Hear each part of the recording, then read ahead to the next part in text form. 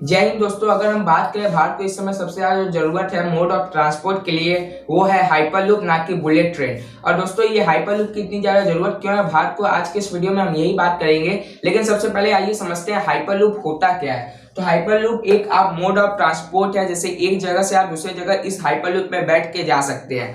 अब दोस्तों ये हाइपरलूप क्या होता है, हाइपरलूप को आप शॉर्ट में समझ सकते हैं कि कार इनसाइड ट्यूब, मतलब एक ट्यूब के अंदर, एक पाइप के अंदर गाड़ी दौड़ना। अब दोस्तों वो वाला पाइप नहीं रहता जो आपके घर में पानी लेके आता है, ये थोड़ा बड़ा पाइप होता है, घर के बराबर पाइप रहता है जिसके अंदर आसानी से कोई गाड़ी दौड़ सकती है। अब ये जो गाड़ी दौड़ता है इसे हम हाइपरलूप के लैंग्वेज में पॉड कहते हैं। ये कोई गाड़ी नहीं रहता, इसके अंदर चक्का नहीं लगे रहते, ये बस एक स्ट्रक्चर रहता है, आप बोल सकते हैं। एक आप इमेज देख सकते हैं, ये वाला स्ट्रक्चर रहता है और ये पाइप के अंदर, ट्यूब के अंदर दौड़ता है। इसे हम पूरा स्ट्रक्चर को हाइपरलूप कहते हैं। अब दोस्तों इसकी जो स्पीड होती है ये 1500 किलोमीटर पर घंटा के रफ्तार से दौड़ सकता है, 1500 किलोमीटर पर आवर। अगर आप बात करें बाइक की, कार की या ट्रेन की, तो इन लोग बहुत ज्यादा उड़ के जाते हैं, तो इन लोग 80 किलोमीटर, 70 किलोमीटर के रफ्तार से जा सकते हैं एक घंटा में। वहीं दूसरी तरफ अगर हम बात करें प्लेन की, फ्लाइट की बात करें, तो ये 600 से 500 किलोमीटर पर आवर की स्पीड से जाता है। लेकिन ये जो हाइपरलूप है ये 1500 किलोमीटर पर आवर की स्पीड से जाने वाला है। अब दोस्तों सवाल ये होता है कि ये हाइपरलूप इतना स्पीड क्यों दौड़ेगा।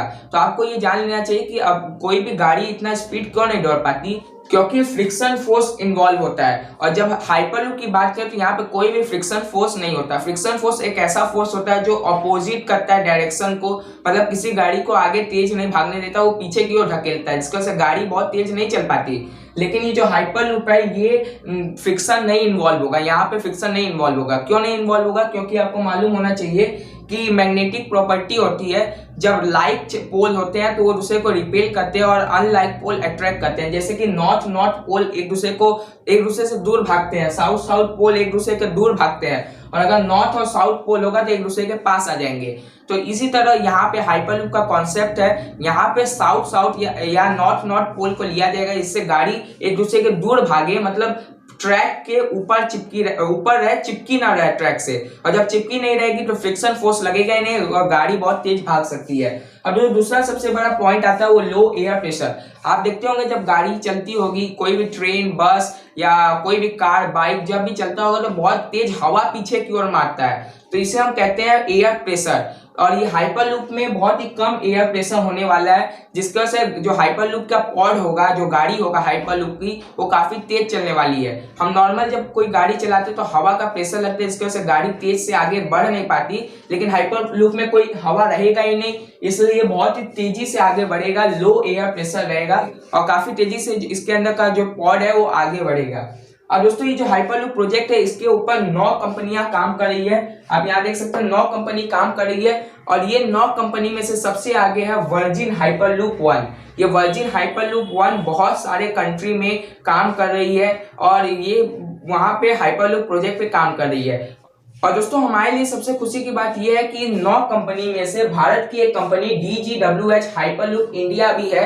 और ये DGWH हाइपरलूप इंडिया के ऊपर काम कर रही है कि इंडिया पे कैसे हाइपरलूप को लाया जाए। और ये बहुत ही अच्छी कंपनी है और इंडिया में हाइपरलूप लाने की इसकी पूरी ज्यादा कोशिश है।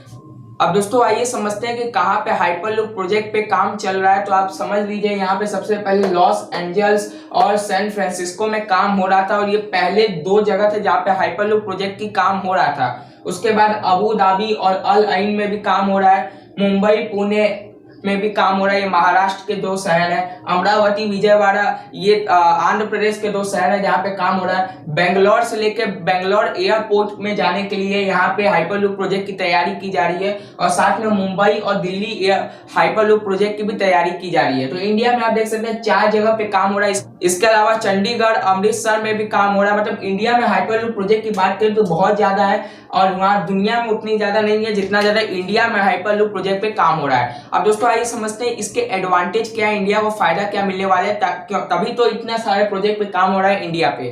अब दोस्तों पहला जो इसका एडवांटेज है वो है ग्रीन हाउस गैस जो होता है उसका इमिशन बहुत ज्यादा कम हो जाएगा। आजकल आप देख रहे हैं कि ग्रीन हाउस गैस यानी कार्बन डाइऑक्साइड, मीथेन, ये सब जो गाड़ी से निकलता है इसके वजह से मुंबई में काफी ज्यादा प्रॉब्लम आ चुके हैं, दिल्ली में काफी ज्यादा प्रॉब्लम आ चुका है। आप दिल्ली का एयर क्वालिटी इंडेक्स आप देख ही सकते हैं, 350 के नीचे तो आने का नाम नहीं ले रहा है। ऐसे में ये जो हाइपरलूप जब आ जाएगा देश में तो ये ग्रीन हाउस गैस के इमिशन को कम करेगा, यानी जो प्रदूषण है उसको रोक देगा। और एक सर्वे में बताया गया है कि 86,000 टन इमिशन को रोकेगा। 86,000 टन जो इमिशन होगा ग्रीन हाउस गैस को, वो 30 साल के अंदर 86,000 टन इमिशन कम हो जाएगा। इतना फायदा होगा हाइपरलूप की वजह से, क्योंकि जो हाइपरलूप आने वाला है ये जो इसमें जो गाड़ी दौड़ेगी इसमें फ्यूल की खर्चा तो होगा नहीं, धुआं तो कोई छोड़ेगा नहीं, ये पाइप के अंदर सारा काम हुआ, इससे हमारा वातावरण को काफी ज्यादा फायदा होने वाला है। अब दोस्तों जो दूसरा सबसे बड़ा पॉइंट है वो है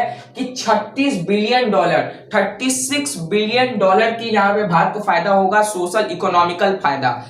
अब इस 36 बिलियन डॉलर को अगर हम करोड़ में बोले तो ये होगा 3,50,000 करोड़, यानी 3,50,000 करोड़ रुपए का इंडिया को फायदा होने वाला है, सोशल इकोनॉमिकल बेनिफिट होने वाला है। सोशल इकोनॉमिकल बेनिफिट होता है मतलब जैसे रास्ते में आप देखे होंगे बहुत ज्यादा एक्सीडेंट हो जाता है, कोई भी चलता है, हमारे देश में एक्सीडेंट एक आम बात है। आप देखेंगे अभी यूपी में प्रयागराज के पास, प्रतापगढ़ के पास माफ कीजिएगा, वहां पे एक्सीडेंट हो गया, दुर्घटना हो गया, बहुत सारे लोगों की जान चली गई। हमारे देश में एक्सीडेंट के न्यूज तो बहुत ज्यादा पॉपुलर होते ही है, क्योंकि यहाँ पे एक्सीडेंट एक आम बात है, इसको बहुत ज्यादा यहाँ पे सीरियस लिया गया और यहाँ पे एक्सीडेंट काफी ज्यादा कम होगा, जिसकी वजह से सरकार के पास 3,50,000 करोड़ रुपए बच जाएंगे। उनके जो एक्सीडेंट होने वाले लोगों को जो राहत पैकेज दिया जाता है, उसके बाद जो उनकी मदद करने के लिए हॉस्पिटल का खर्चा दिया जाता है, वो सब जब नहीं देना पड़ेगा तो सरकार को बहुत ज्यादा फायदा होने वाला है। अब दोस्तों तीसरा जो पॉइंट है वो है 100% इलेक्ट्रिसिटी एफिशिएंट। अब दोस्तों ये जो हाइपरलूप प्रोजेक्ट है, ये प्रोजेक्ट में जो पॉड दौड़ेगा इसमें जो इलेक्ट्रिसिटी का खर्चा होने वाला है वो बहुत ही ज्यादा एफिशिएंट कम होने वाला है। और ये जो इलेक्ट्रिसिटी है वो हाइपरलूप खुद बना सकता है, क्योंकि अगर हम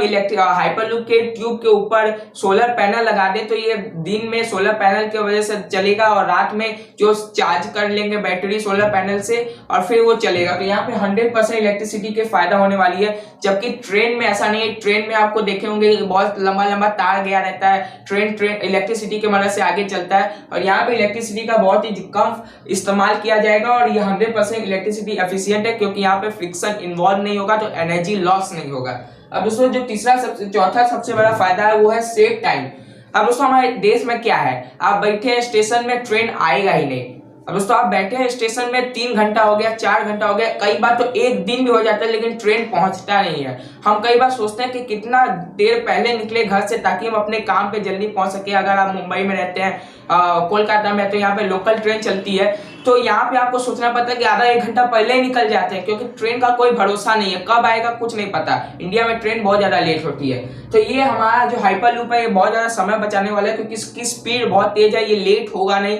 और ये हमारा 90 मिलियन आवर्स यानी करीब 9 करोड़ मिनट्स, 9 करोड़ घंटा बचाने वाला। 9 करोड़ घंटा समझ रहे हैं, मतलब 1 साल में 9 करोड़ घंटा हमारा बचाने वाला है, मतलब पूरे ये देश का बचाने वाला है। लेट नहीं होगा तो इतना घंटा बच जाएगा, ये एक आदमी का बात नहीं कर रहा है। अब दोस्तों यहाँ पे जो अगला जो बात है वो है क्रिएट जॉब्स एंड एक्सपोर्ट। अब दोस्तों जब इतना बड़ा प्रोजेक्ट भारत में होगा, हर शहर में आप देख रहे हैं, बेंगलोर में, मुंबई में, पुणे में, अमरावती में, विजयवाड़ा में, चंडीगढ़ में, अमृतसर में, जब हर जगह ये प्रोजेक्ट होगा, दिल्ली में, तो यहाँ पे बहुत सारा क्रिएट जॉब होंगे, बहुत सारे जॉब की अपॉर्चुनिटी निकलेगी जहाँ पे इंडियन जाके काम करेंगे इस प्रोजेक्ट में। और जब इस प्रोजेक्ट पे काम करेंगे तो ये प्रोजेक्ट तेजी से बढ़ेगा, प्लस कई इंडियंस को यहाँ पे सैलरी मिल सकता है, कई इंडियंस को यहाँ पे जॉब मिल सकता है। और दूसरा जो सबसे बड़ी बात है, यहाँ पे इंडिया को एक्सपोर्ट में भी बहुत ज्यादा फायदा होने वाला है, क्योंकि आपको बता दें ये जब आप देखे होंगे हाइपरलूप का ज्यादातर प्रोजेक्ट इंडिया में ही हो रहा है। अभी आपको जब मैंने लिस्ट दिखाया तो उसमें आप देख सकते हैं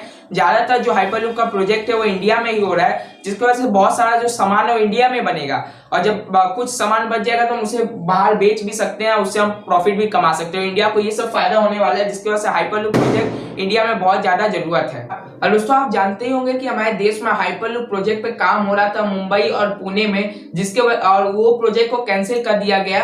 और आपको अगले वीडियो में हम अगले पार्ट में आपको बताएंगे कि मुंबई और पुणे का प्रोजेक्ट को कैंसिल क्यों किया गया, और साथ में हम आपको बताएंगे कि जो हाइपरलूप प्रोजेक्ट है उसके डिसएडवांटेज क्या है। एडवांटेज तो आपने सुन लिया, लेकिन डिसएडवांटेज सुनने के लिए आपको अगले वीडियो का इंतजार करना पड़ेगा। हम आपसे वादा करते हैं कि बहुत जल्द ये वाला वीडियो आपको मिल जाएगा, एक दिन के अंदर आपको ये वीडियो मिल जाएगा। तो दोस्तों अपना बहुमूल्य समय देने के लिए धन्यवाद। जय हिंद, जय भारत। मिलते हैं अगले वीडियो में।